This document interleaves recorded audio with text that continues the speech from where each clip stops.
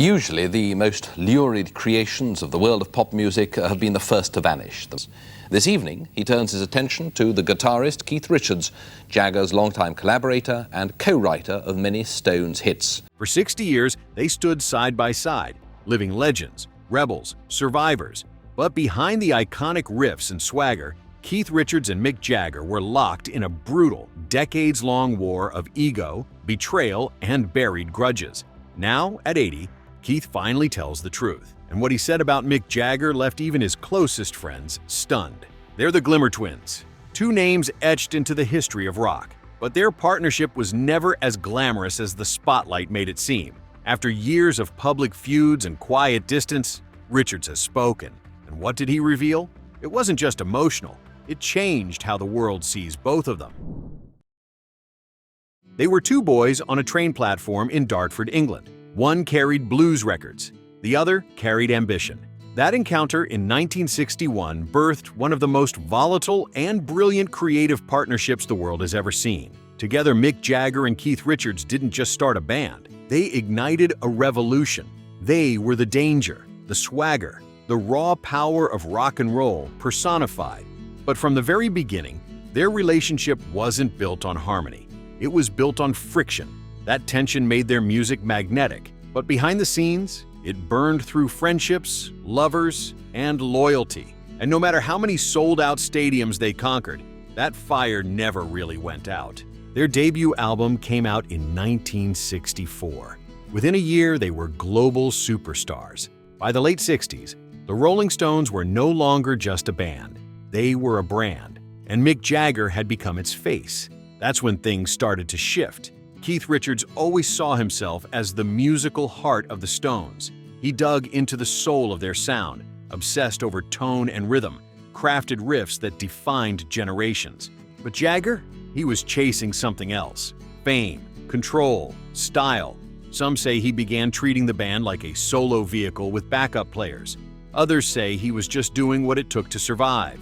By 1973, while Richards was struggling with heroin addiction, Jagger was making business deals, negotiating contracts, and steering the band without consensus. Keith was spiraling. But Jagger?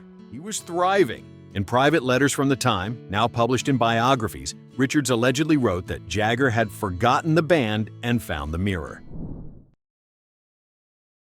In 1977, Richards was arrested in Toronto with over 20 grams of heroin. He faced up to 7 years in prison. It could have ended the Stones forever. But Jagger flew in, used connections, pulled strings, and helped reduce the charges to probation. A generous move? Perhaps? But insiders say Keith resented it deeply. Because to him, it wasn't just Mick saving him, it was Mick owning him. That resentment simmered for decades, even as they racked up billions. Yes, billions in revenue. The Stones' tours consistently topped the highest-grossing lists. From 2005 to 2007, their A Bigger Bang tour pulled in over $558 million. Their 2012 50 and Counting tour added $329 million more. And the No Filter tour? Another $546 million. The money kept coming, but the warmth didn't. They toured in separate planes, stayed in separate hotels, rehearsed separately. Communications were often through intermediaries. In 2010, Keith Richards published his memoir, Life, and the gloves came off. In it, he mocked Jagger mercilessly. He called him unbearable, controlling, and infamously joked about the size of his manhood, calling him Your Majesty. He even claimed that the other band members called Jagger Brenda and Her Majesty behind his back. It was a public roasting on a scale rarely seen between still active bandmates. When asked about the memoir, Jagger said he hadn't read it. But privately, sources say he was furious. It nearly split the band for good. They didn't speak for months. Even longtime bassist Bill Wyman, who had quit the band in the 90s, said in interviews that the tension was thick enough to cut with a knife. Yet, they never broke up. Somehow, they always came back to each other. Because deep down, each man knew the truth. The magic wasn't in the songs, the tours, or the fame. It was in the alchemy between them. As much as they clashed, they completed each other musically in a way no one else ever could. And then came the silence. From 2016 to 2022, very little was said publicly between the two. Rumors circulated, Were they even speaking? Would they ever tour again? Was the band effectively done?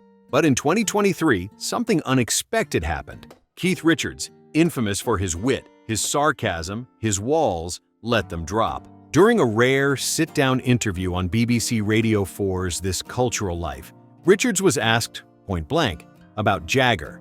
And he didn't dodge. He looked off, took a long breath and said, "You know, Mick's a bastard sometimes, but he's my bastard.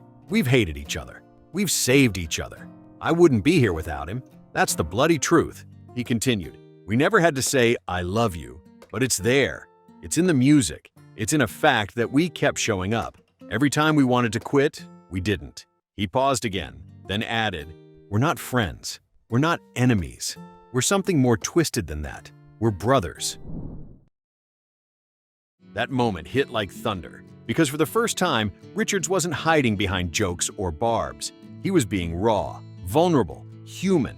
The media exploded. Rolling Stone published an editorial titled, "Keith Finally Opens the Vault: The Truth About Mick." The Guardian said, "Richards puts down the dagger, at least for a moment." Fans flooded forums and social media with reactions. One tweet with over 400,000 likes simply read, "I waited 40 years for Keith to say that. Worth it."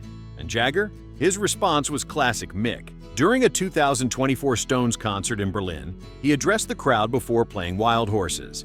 "You know, I've had the same musical partner for over 60 years. That's either love or insanity." He laughed, then added, "Either way, I'm grateful, even if he still can't tune his guitar." The audience roared, and backstage, Keith smiled. The ice had melted, not into warmth perhaps, but into understanding. That's what age does. It doesn't erase history, it reframes it. In later interviews, Richards elaborated further. He said, "We had our scraps, sure, but you don't scrap like that with someone unless you care. If I didn't care about Mick, I wouldn't have bothered writing half those songs, and he wouldn't have sung them like that if he didn't feel them." He also revealed that after Charlie Watts died in 2021, things changed between them. Charlie was the anchor. When he left, it was like someone turned the lights out. I think we both realized, we're the last two. That hit hard. That sense of finality brought clarity, not forgiveness, not some movie-style reunion, but a kind of truce, one built not on affection but on truth. Because here's what people get wrong about Keith Richards and Mick Jagger. They didn't need to be friends to make magic. They just needed each other. And now, as they stare down the final act of their lives, that need has turned into something deeper, something more rare: respect. The kind of respect that only comes after surviving everything: drugs, fame, loss, lawsuits, death, and still showing up. Even now, at 80, Richards still plays like his life depends on it. And Jagger, 81, still struts across stages like the devil's on his heels. Together they've defied time. And maybe, just maybe, they've defied bitterness too. Because when asked if he'd do it all again, every fight, every insult, every tour, Richards didn't hesitate. With Mick, yeah, I'd do it again.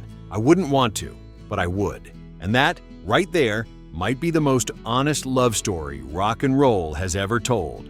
Thanks for watching. Click here to check another video and make sure to subscribe to our channel.